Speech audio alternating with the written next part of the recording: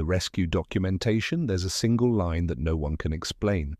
Under behavioral notes for a 5-year-old mixed breed evacuated from Kharkiv Oblast in March of 2024, a volunteer wrote, "Dog displays unusual alertness to human distress, appears to sense medical emergencies, traumatized but purposeful."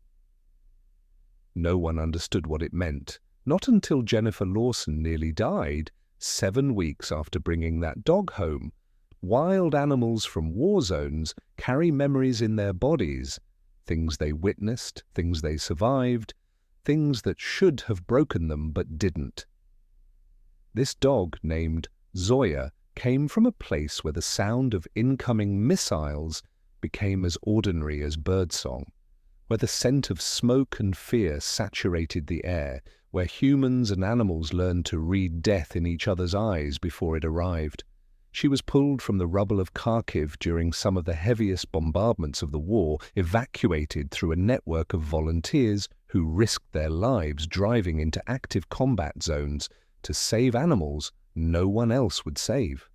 Jennifer first saw Zoya's photo on an international rescue website in late January of 2025.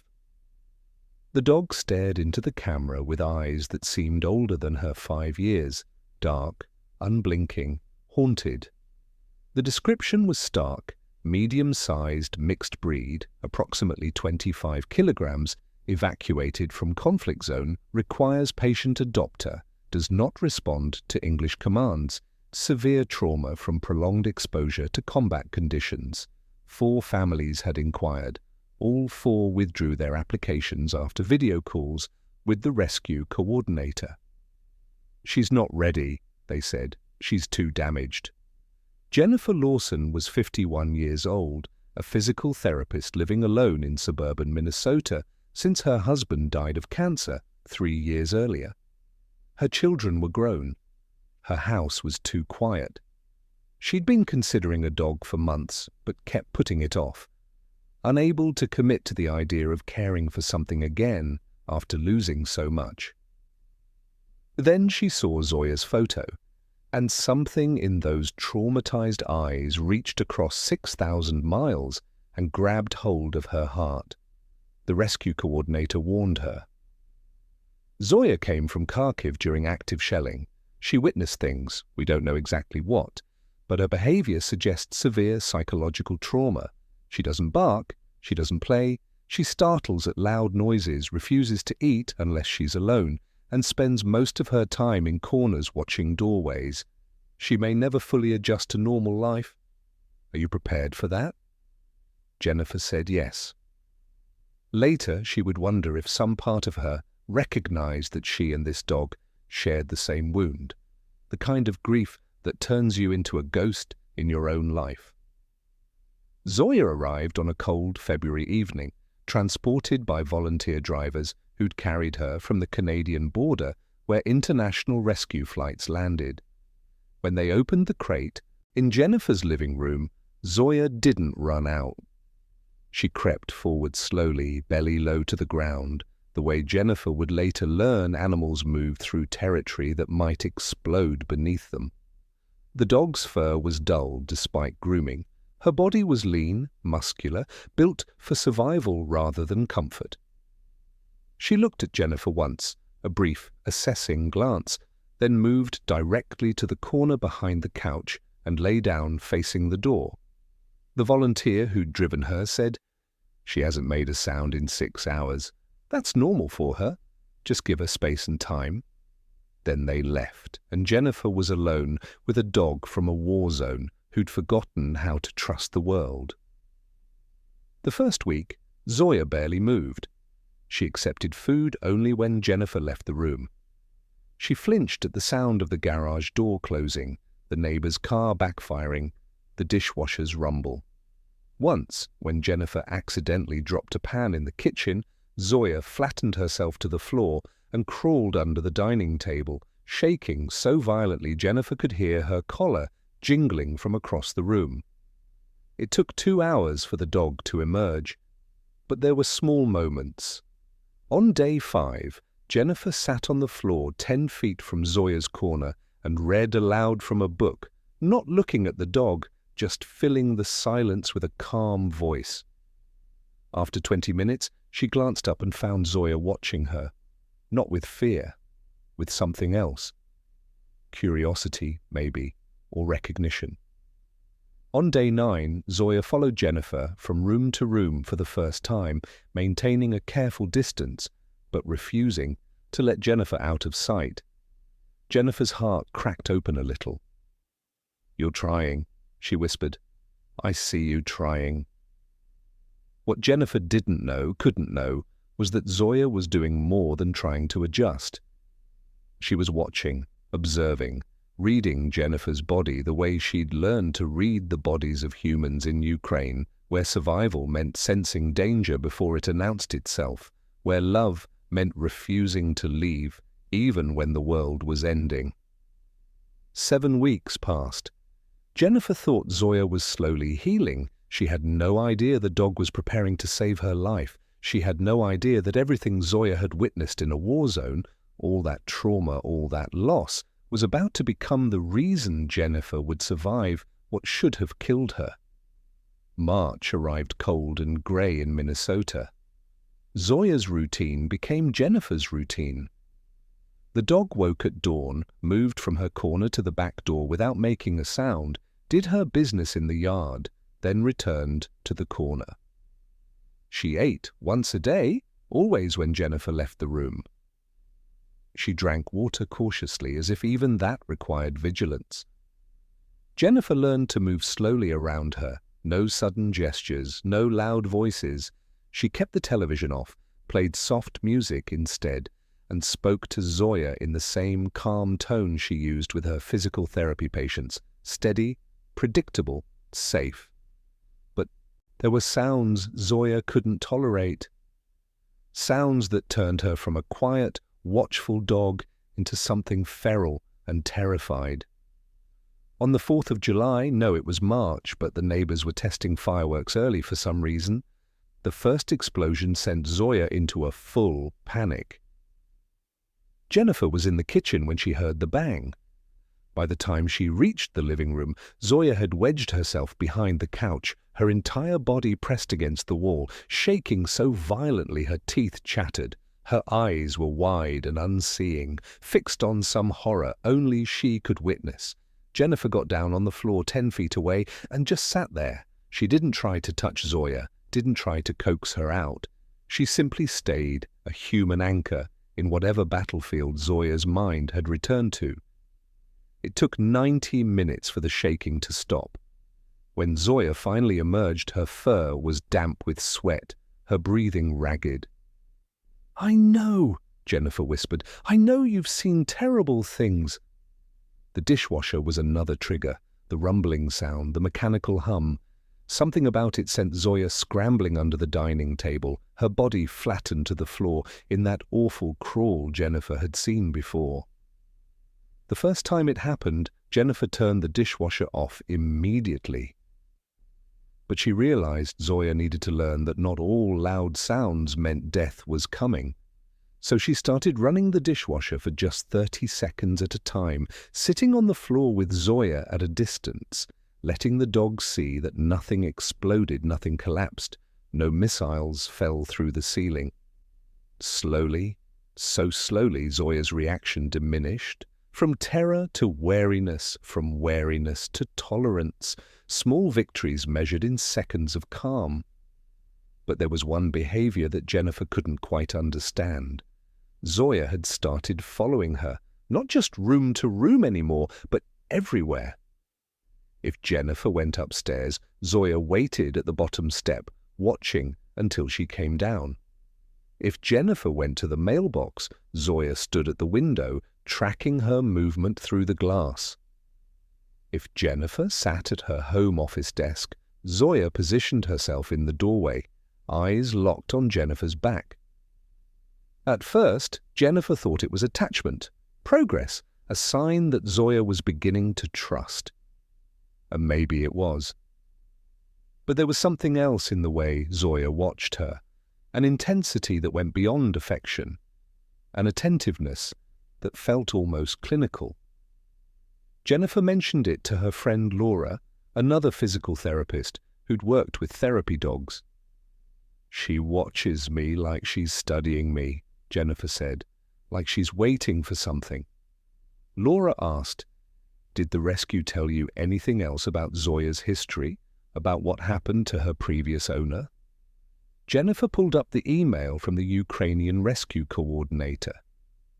She'd read it a dozen times, but always focused on Zoya's trauma, not the details of her past. Now she read more carefully. Zoya was surrendered to us after her owner, an elderly woman named Katerina, passed away during evacuation from Kharkiv in March of 2024. Neighbors reported that Zoya refused to leave the owner's side for hours after death. Rescue team found dog in distressed state, attempting to revive the owner. Jennifer's breath caught. Her owner died while they were evacuating. "How did she die?" Laura asked. Jennifer scrolled further. There it was, in the medical notes section she hadn't paid attention to before. Owner believed to have suffered fatal stroke during evacuation. Dog found lying across owner's chest, pawing at her, howling. Jennifer looked across the room at Zoya, who was, as always, watching her. "She lost everything," Jennifer whispered to Laura on the phone. "Her home, her country, the person she loved. And I'm all she has now." But Jennifer didn't understand, not yet, that Zoya wasn't just watching her out of attachment or grief. Zoya was watching her the way a soldier watches a perimeter, the way a medic watches a patient, the way someone who failed to save a life once watches desperately for a chance to save another. Jennifer thought Zoya was healing. She didn't know Zoya was preparing. It was a Tuesday morning in late March, the kind of ordinary morning that should never be remembered. Jennifer had no meetings that day, no appointments, nothing scheduled except catching up on paperwork at her home office.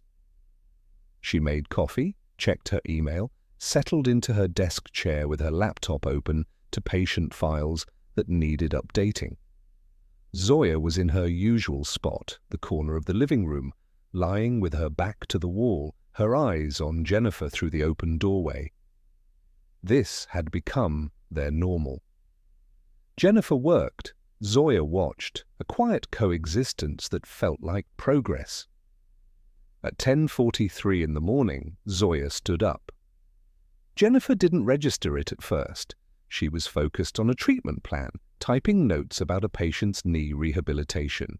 But some part of her awareness noticed the movement, the way Zoya rose to her feet, not slowly, as she usually did, but abruptly, with purpose. Jennifer glanced over.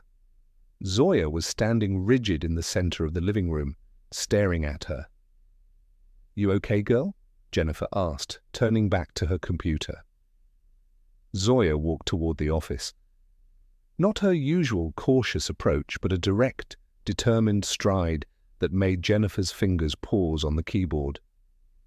The dog stopped at the doorway, her dark eyes locked on Jennifer's face with an intensity that raised the hair on Jennifer's arms. Then Zoya made a sound Jennifer had never heard from her before, a low, urgent whine that seemed to vibrate in the dog's chest. Not the frightened whimper of a traumatized animal.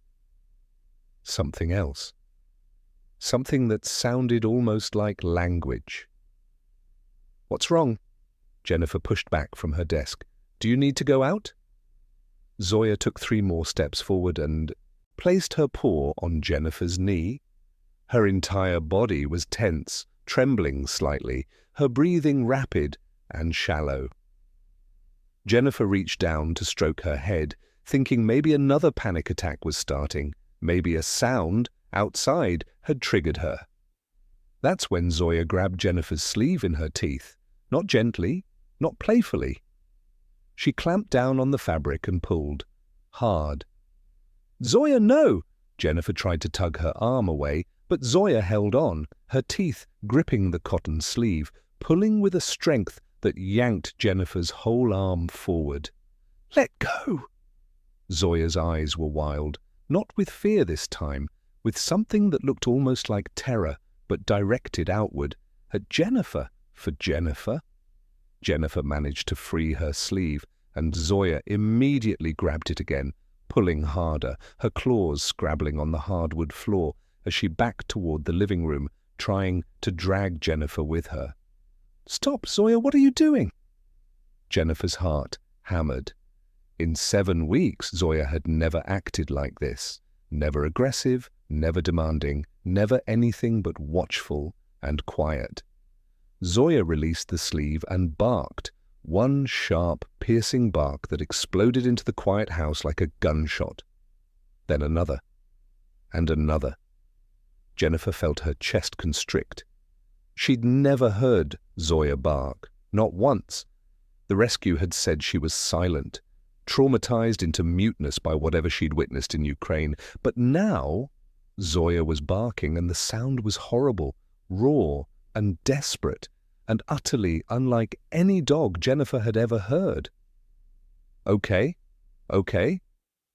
Jennifer stood up, her legs unsteady, unsure what was happening, but unable to ignore the sheer panic radiating from this dog. "I'm coming. Show me what's wrong." Zoya stopped barking the instant Jennifer moved. She turned and walked quickly toward the couch in the living room, then looked back, waiting. Her entire body quivered with tension. Jennifer followed, her mind racing. Was there something in the house? A gas leak? An intruder? She looked around the living room, seeing nothing out of place, nothing threatening. Zoya reached the couch and did something that made Jennifer's blood run cold. She dropped to the floor, onto her belly, and crawled, not walked, crawled. The way a soldier crawls under barbed wire. The way a human crawls when they're too terrified to stand upright. Her body pressed flat against the hardwood, legs splayed, pulling herself forward with her front paws while her back legs dragged behind. Jennifer had seen Zoya do this only once before, during the fireworks when she'd been lost in some flashback to war. But there was no loud sound now, no trigger Jennifer could identify. Zoya crawled to the couch and looked back at Jennifer. Her eyes said everything her voice couldn't. "Get down! Danger! Now!" And that's when Jennifer felt it, a strange pressure building behind her eyes, a heaviness in her head that hadn't been there a minute ago. The gigged room tilted slightly, or maybe she tilted.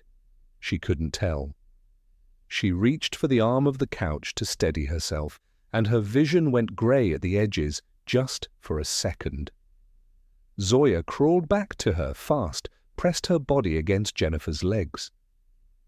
Jennifer's knees buckled. She didn't fall, she collapsed.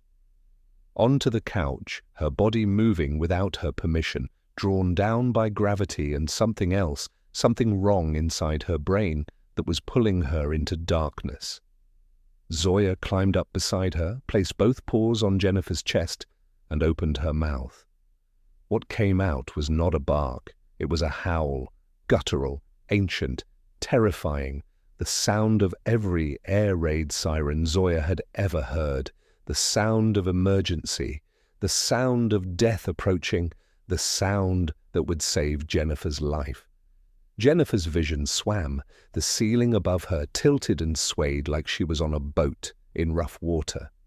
Zoya's paws pressed into her chest, warm and solid, the only real thing in a world that had suddenly become untethered.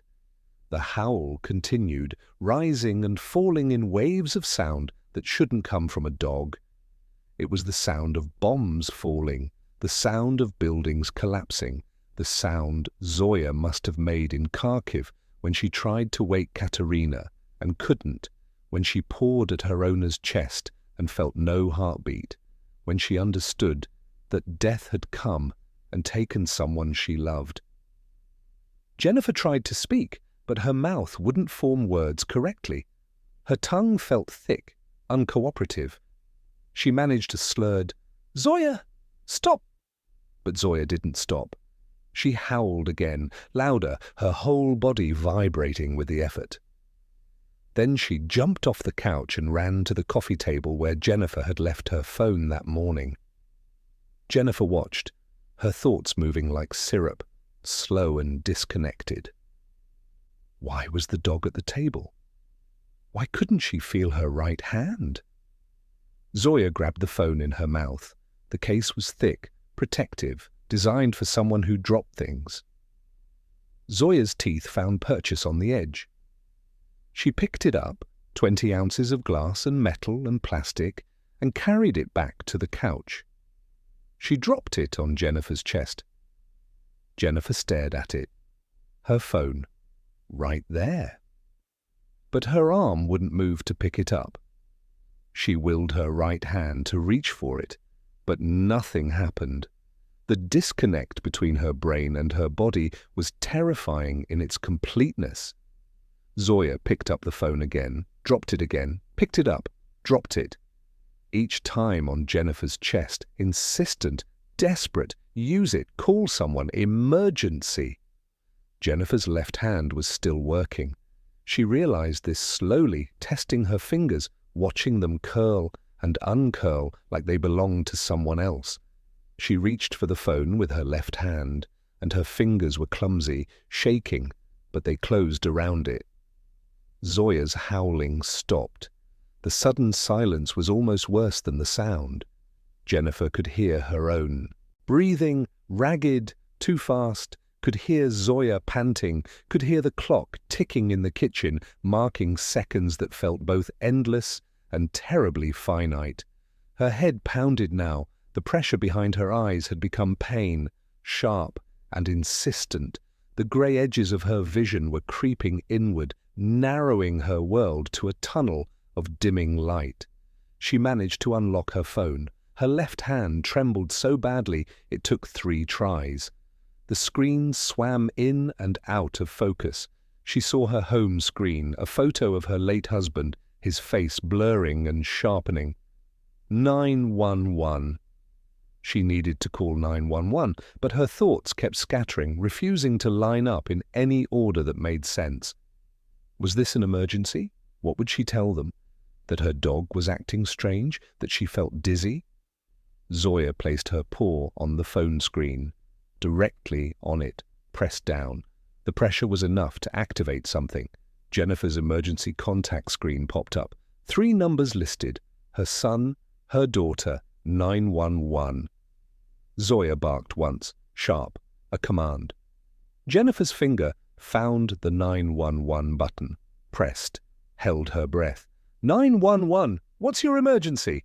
The operator's voice was calm, professional, infinitely distant. Jennifer tried to answer. Her mouth moved. Sounds came out, but they were wrong, slurred, garbled. The words she intended mangled into something incomprehensible. Mom, I can't understand you. Are you able to speak? Jennifer tried again. Dog, won't... Something wrong? Your dog is injured? No, me, dog knows, can't... Right side. There was a pause. Jennifer heard typing. Then the operator's voice shifted, became sharper, more urgent. Ma'am, are you having trouble moving your right side? Do you have a headache? Confusion? Jennifer managed a sound that might have been yes. I'm dispatching paramedics to your location now. Stay on the line with me. Don't hang up. Can you tell me your name? Jennifer. Jennifer Lawson. Good. Jennifer, how old are you? 51. Do you have any history of stroke or heart problems? Stroke! The word cut through the fog in Jennifer's brain. Stroke! Like Katerina, like Zoya's previous owner who died during the evacuation, who Zoya couldn't save, who Zoya watched die while war raged around them. Zoya climbed back onto the couch. She was gentler now, careful. She laid her body across Jennifer's chest, her weight warm and grounding. Her face was inches from Jennifer's face, her dark eyes locked on Jennifer's eyes. Stay with me. Don't leave. I won't let you go. Jennifer felt tears slide down her temples into her hair. Her left hand found Zoya's fur, gripped it weakly. "Good girl," she whispered. "Good girl." The operator's voice continued, asking questions, telling her help was coming, but Jennifer could barely hear it anymore. The grey tunnel was closing. Zoya's face was the only thing she could see. Clearly, those war-hardened eyes, those eyes that had seen death before and refused to see it again. Jennifer understood, in that moment before the darkness took her, what Zoya had been doing all these weeks. Not healing, not adjusting, watching, waiting, protecting. The paramedics arrived in 11 minutes. Jennifer would learn this later, when time became measurable again, when the sequence of events could be reconstructed from emergency dispatch records. But in those 11 minutes, Jennifer existed in a strange twilight, not unconscious, but not fully present. She was aware of Zoya's weight on her chest, the steady rhythm of the dog's breathing, the warmth of fur beneath her left hand. She was aware of the operator's voice, distant and tinny, asking her to stay awake, telling her help was almost there. She was aware of the paralysis creeping further up her right side, her entire right half becoming foreign territory her brain could no longer govern. And she was aware of Zoya's vigilance. The dog hadn't moved except to shift her weight carefully, as if she understood that her body was keeping Jennifer anchored to consciousness. Every few seconds, Zoya licked Jennifer's face, gentle, persistent licks, keeping her present, keeping her breathing. When the sirens approached, Zoya's body tensed. Sirens meant danger in Ukraine, meant incoming fire, meant death falling from the sky. But Zoya didn't run. She pressed closer to Jennifer instead, her body trembling but holding position. The front door burst open. Jennifer had forgotten to lock it. Now it meant paramedics could get in without breaking anything. "Mom? Jennifer Lawson?" Heavy footsteps, multiple voices, the living room suddenly full of strangers in uniform. Zoya erupted in barking, sharp, defensive barks, her body a barrier between Jennifer and these people who smelled like antiseptic. "There's a dog. Mom, we need you to call your dog off. She's protecting her. Don't make sudden moves." Jennifer tried to call Zoya's name, but it came out wrong. Her left hand tightened in Zoya's fur, and the dog looked down at her, still barking, but her eyes on Jennifer's eyes. One of the paramedics, a woman with kind eyes and grey hair, crouched down several feet away. She didn't reach for Zoya. She spoke quietly, calmly. "Good girl. You're such a good girl. You saved her. You called for help. We're here to help now. You did your job. You can let us help." Something in the woman's voice reached through Zoya's panic. The barking stopped. Zoya looked at the paramedic, then back at Jennifer, making a decision, weighing trust against terror. "It's okay," the woman said. "We've got her now. Just let us work." Zoya stepped off Jennifer's chest but didn't leave the couch. She positioned herself at Jennifer's side, her eyes tracking every movement the paramedics made. They worked quickly. Blood pressure cuff, pulse, oximeter. Penlight in her eyes, questions she couldn't answer, tests she couldn't complete. Squeeze both hands, lift both arms, smile, repeat this phrase. "Stroke protocol," one of them said into a radio. "Fast positive, right-sided weakness, facial droop, speech difficulty, time of onset approximately 20 minutes based on 911 call. We're loading for transport." They lifted Jennifer onto a stretcher. Zoya jumped off the couch and followed, staying close. When they wheeled Jennifer toward the door, Zoya tried to follow outside. The male paramedic gently blocked her. "Sorry, girl, you can't come in the ambulance." Zoya planted her feet, refused to move. Her eyes were on Jennifer, pleading, desperate. "Someone needs to stay with the dog," the female paramedic said. "Is there a neighbor we can call?" Jennifer managed one word. "Son?" "Your son? Do you have his number?" Her phone was still on the couch. The paramedic retrieved it, found Tyler's son in the contacts, dialed. 3 rings. Mum, what's wrong? This is county paramedics. Your mother has had a stroke. We're transporting her to regional medical center. She's stable, but needs immediate intervention. Are you able to come to her house? There's a dog here. I'm already on my way. 5 minutes.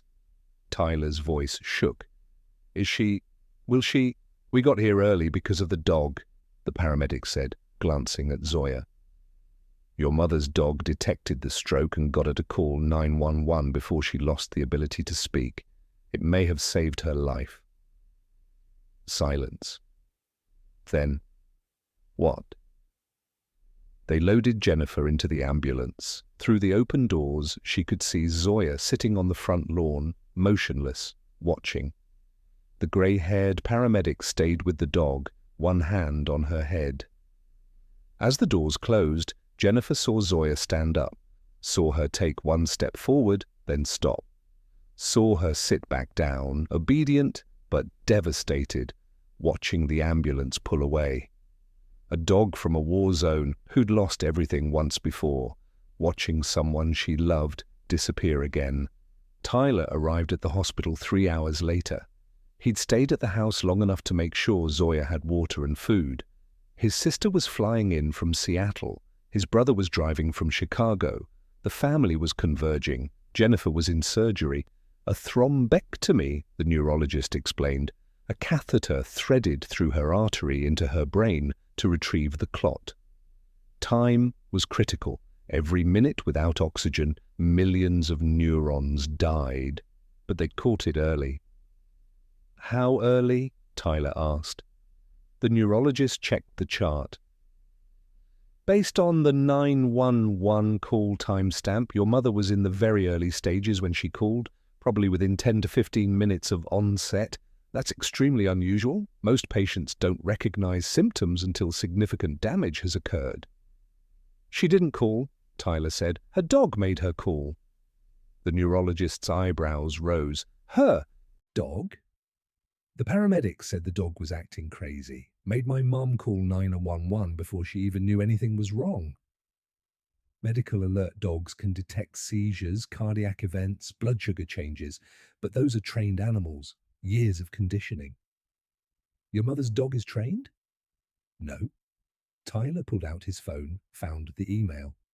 She's a rescue. From Ukraine. From the war. He showed the neurologist the email, photos of Zoya, the rescue coordinator's notes about trauma, the warning that Zoya might never adjust. The neurologist read silently. When he looked up, his expression had changed. Her previous owner died during evacuation from Kharkiv. Do you know how? Tyler scrolled through his mother's emails. There, a follow-up message from 2 weeks ago. He read aloud. Zoya's owner, Katerina Bondarenko, was 73. She lived in Kharkiv with Zoya for 4 years. When bombing intensified in March 2024, neighbors convinced her to evacuate. She refused to leave without Zoya. During the evacuation convoy, Katerina suffered what we believe was a stroke. She lost consciousness. By the time they reached the checkpoint, she had died. Tyler's voice caught. Zoya was found lying across Katerina's body. Volunteers reported Zoya was extremely agitated, pawing at Katerina's chest, licking her face, howling. They thought Zoya was grieving. But one volunteer, a former nurse, noted that Zoya's behavior seemed more urgent. She was acting like she was trying to perform CPR, trying to wake someone who wouldn't wake. The volunteer documented it because she'd never seen a dog react that way. The neurologist took the phone, read it himself. How long was Zoya with the body? Tyler scrolled further. Approximately 4 hours. They couldn't reach that part of the convoy because of shelling. When they arrived, Katerina had been dead at least 3 hours. Zoya never left. 4 hours. While missiles fell, trying to save her owner, failing, watching death take someone anyway. The neurologist handed the phone back. Your mother's dog detected her stroke 20 minutes before symptoms became obvious. That window is the difference between minimal damage and catastrophic injury, between recovery and permanent disability, possibly between life and death. Tyler felt tears burn. She knew. Zoya knew because it happened to her owner. She recognized it. I've been a neurologist 27 years, the doctor said quietly. I've seen trained medical alert dogs, read studies about canine ability to detect physiological changes, but I've never heard of an untrained dog recognizing stroke symptoms based on one previous exposure, especially a traumatized dog from a war zone who witnessed her owner's death. That's not just instinct. Love, Tyler said. And memory. She couldn't save Katerina, so she saved my mum. The neurologist nodded and placed his hand on Tyler's shoulder. When your mother wakes up, she needs to know the whole story. That an animal who lost everything in a war zone, who watched her owner die, who was labeled broken, that animal remembered, learned, refused to let it happen again. Tyler wiped his eyes. Will she be okay? If she survives the next 24 hours without complications, her prognosis is excellent. But without that early call, we'd be discussing permanent paralysis, speech loss, cognitive impairment, or worse. Tyler pulled up a photo of Zoya on the couch, still nervous but present. I need to get back to her, to Zoya. She's alone, and she just watched another person she loves get taken away. Go, the neurologist said. Your mother's in surgery another hour. That dog deserves to know she succeeded this time. Tyler sat in his mother's living room, with Zoya curled against his leg, her body tense and trembling. She kept looking at the front door, waiting. Every few minutes, she'd stand up, walk to the door, sniff at the gap beneath it, then return to Tyler with her tail low and her eyes asking a question he couldn't answer. Where is she? When is she coming back? He'd been there 2 hours when he remembered his mother's filing cabinet. She kept everything organized, medical records, bills, important documents. If she'd received more information about Zoya from the rescue, she would have filed it. He found the folder labeled Zoya Adoption in the third drawer. Inside were adoption papers, vaccination records, and a stack of printed emails. Near the bottom, he found something he hadn't seen before. A 5-page document titled Rescue Report, Animal ID ZYA 0347, a detailed timeline of Zoya's rescue from Kharkiv, translated from Ukrainian to English. Tyler started reading. The clinical language couldn't disguise the horror of what it described. March 14th, 2024, 6 o'clock in the morning.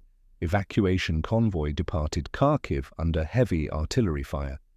Vehicle 7 carried 3 elderly residents and 4 dogs, including ZYA 0347 and owner Katerina Bondarenko.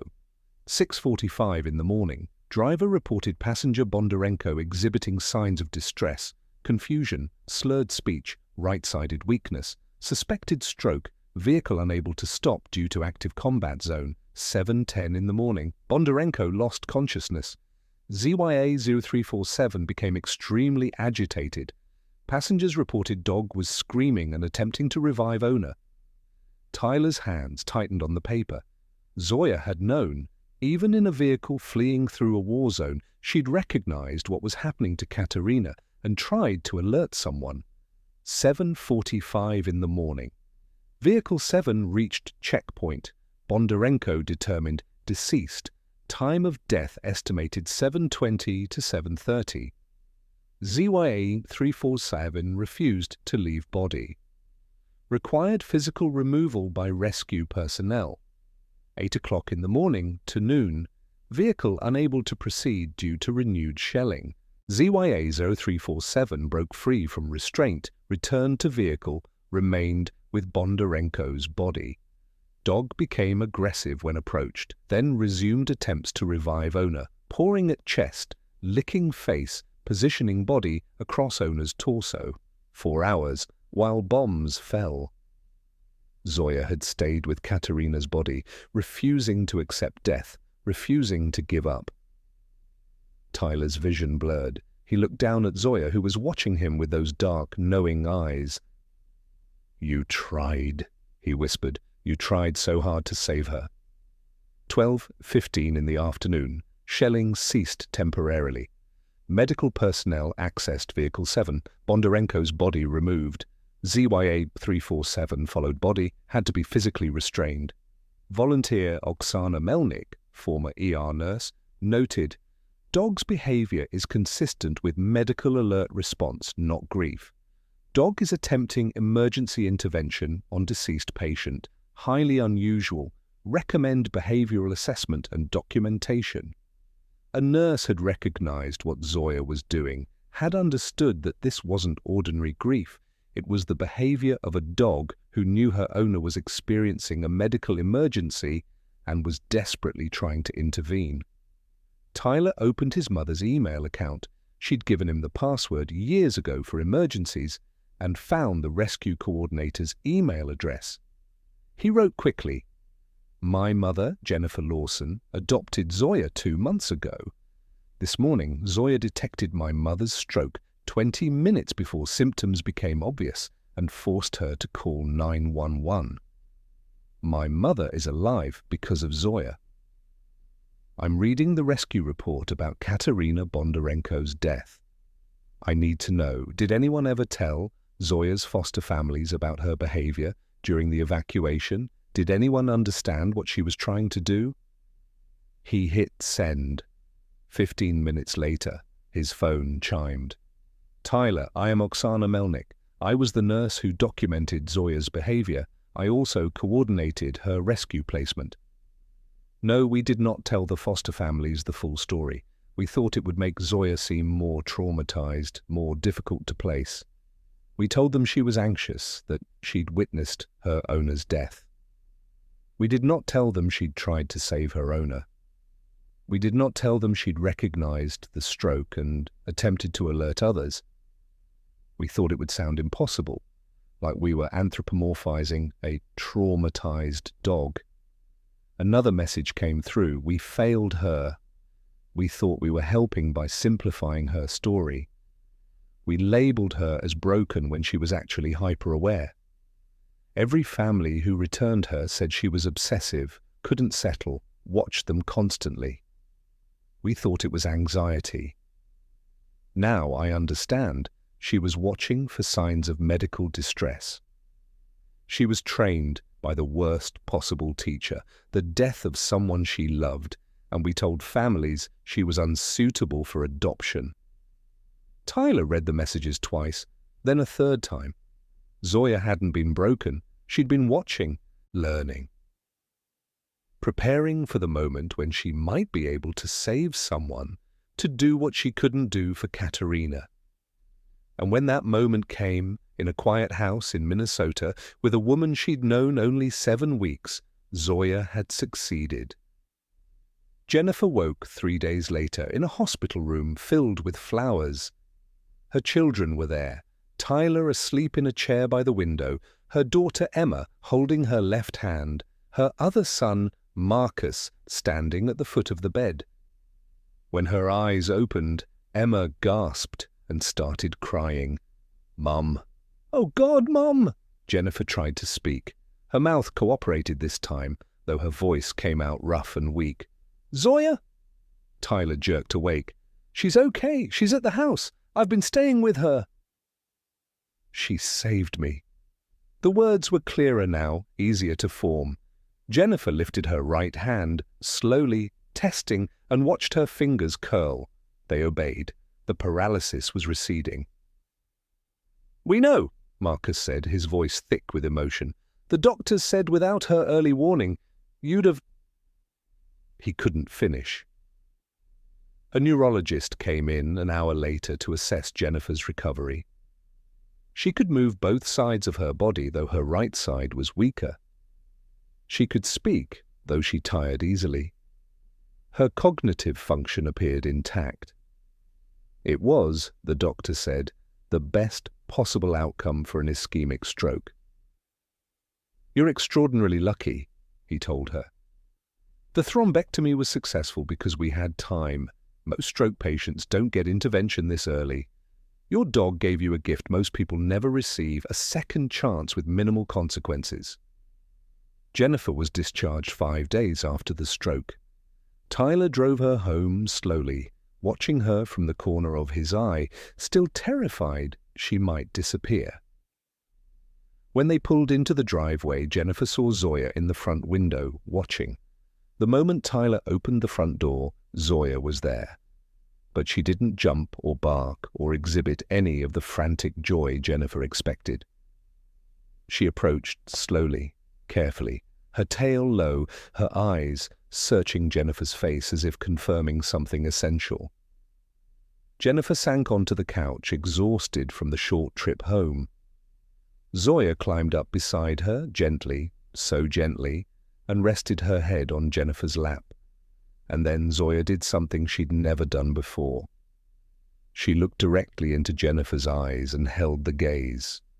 Not with the haunted, vacant stare of the traumatized dog who'd arrived in February. Not with the hypervigilant wariness of an animal expecting danger, with clarity, with peace. Jennifer understood in that moment what had happened.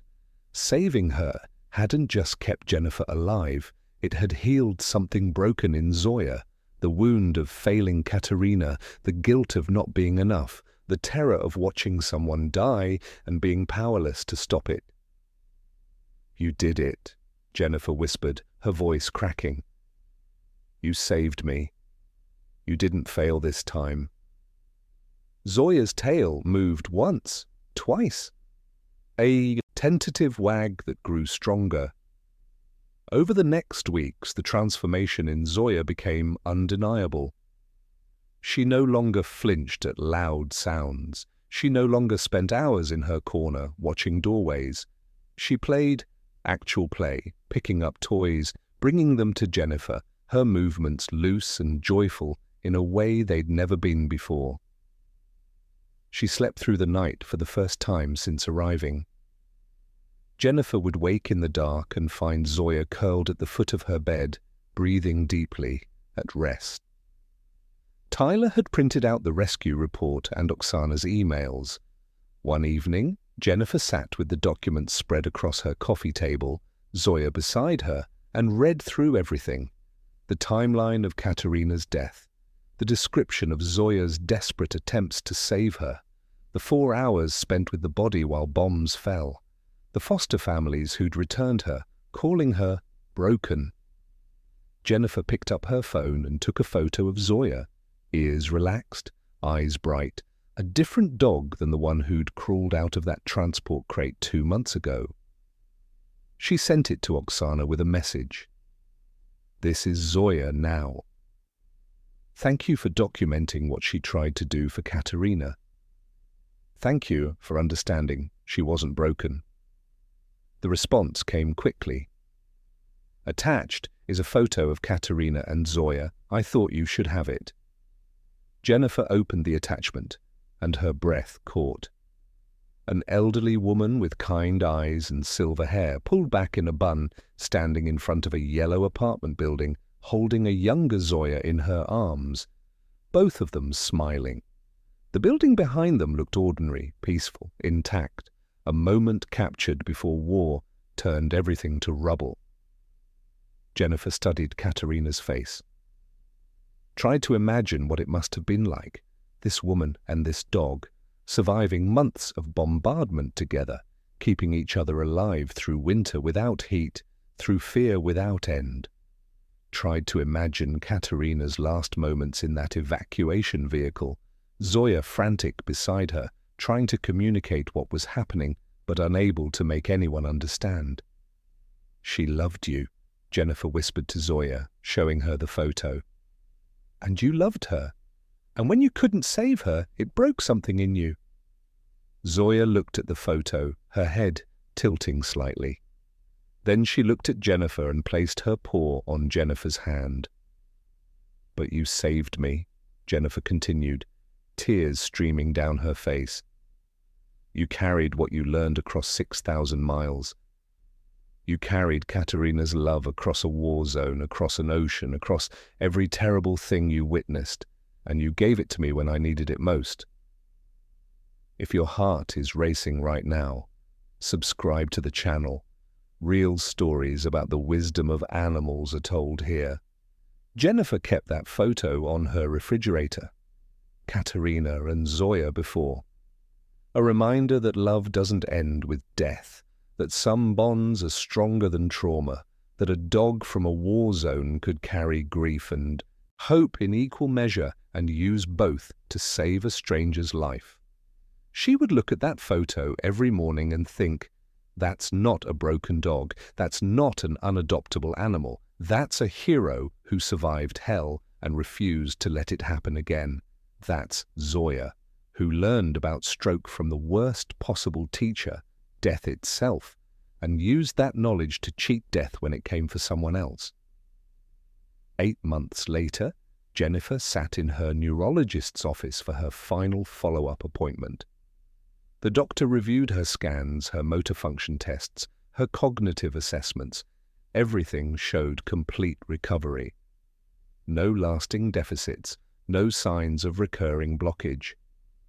She was, medically speaking, a stroke survivor who'd beaten the odds. "I've been practicing neurology for 27 years, the doctor said, leaning back in his chair.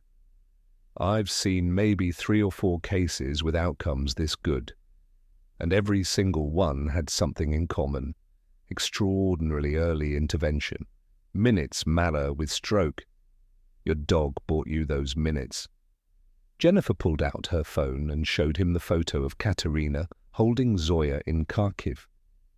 Her previous owner, she died of a stroke during evacuation from the war. Zoya tried to save her but couldn't. No one understood what she was doing.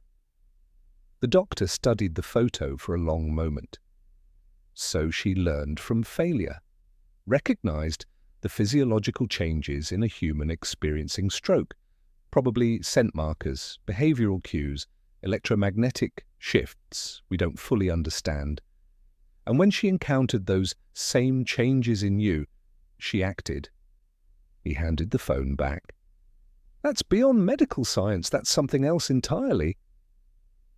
"What would you call it?" Jennifer asked. He was quiet, choosing his words carefully. Love that refuses to accept limits, intelligence that learns from tragedy, a kind of faithfulness that transcends species. "I don't have a clinical term for what your dog did. I just know it shouldn't have worked." And it did. Jennifer returned home to find Zoya waiting at the window, as always, but now her tail wagged the moment she spotted the car. No more wariness, no more fear that Jennifer might not come back.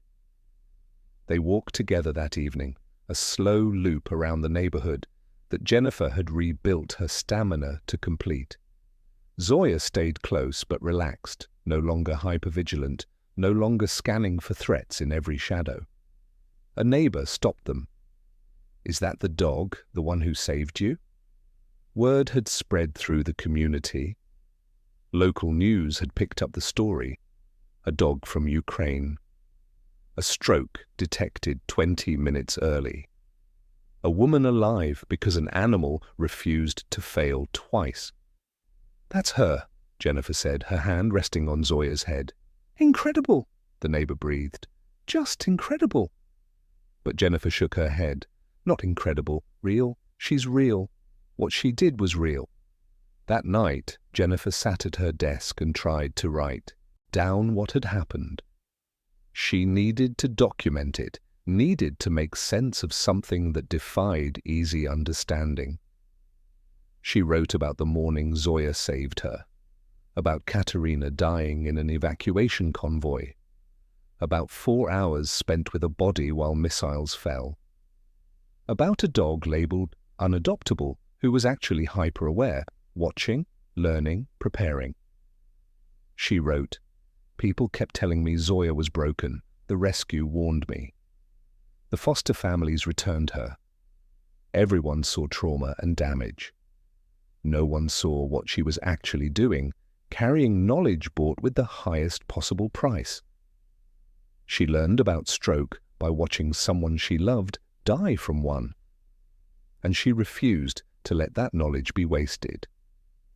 Jennifer saved the document and looked across the room at Zoya, who was sleeping peacefully on the couch, her legs twitching, in a dream that might have been a run through a field instead of a memory of war.